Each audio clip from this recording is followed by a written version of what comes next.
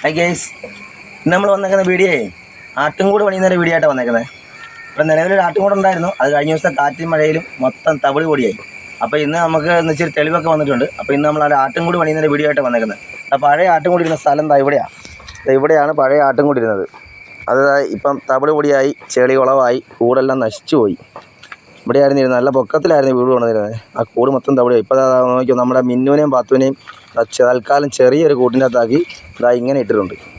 ഇവരൊക്കെ പ്രസവം എടുക്കാറായി. ഇവരുടെ ഈ നിൽക്കുന്ന ആളാണ് മിന്നുവിന് ഒരു മാസത്തിനുള്ളിൽ പ്രസവം കിട്ടി. മറ്റേതാ പാത്തുവിന് ഒരു 10-15 ദിവസം കഴിഞ്ഞ പ്രസവം. അപ്പോൾ ഇവർക്കിപ്പോൾ തൽക്കാലം ഇവരുടെ ഇപ്പോൾ നിൽക്കുന്ന ചെറിയൊരു കൂട്ടിനകത്താണ് നിൽക്കുന്നത്. ഇവർക്കൊരു കൂടൊക്കെ ആക്കി കൊടുക്കണം. അപ്പോൾ ഇന്നത്തെ വീഡിയോ എന്ന് പറഞ്ഞാൽ ഈ ആട്ടും കൂട് ഉണ്ടാക്കുന്നതിൻ്റെ വീഡിയോ. അപ്പം തറ പോലെയൊക്കെ ഒന്ന് സെറ്റാക്കി ഇടുന്നു. ഫുള്ള് ചെളിയായി കുളമായി കിടക്കുക. നമ്മളിന്ന് ഇതല്ലേ, ഫുള്ള് കാറ്റും മഴയത്തും മൊത്തം അടിച്ച് കുറച്ചെല്ലാം നിലത്തിട്ടു.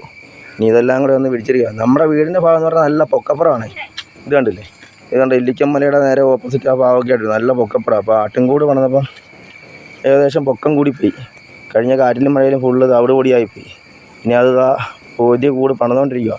കൂട് പണി തുടങ്ങിയതേ ഉള്ളൂ ഗൈസ്.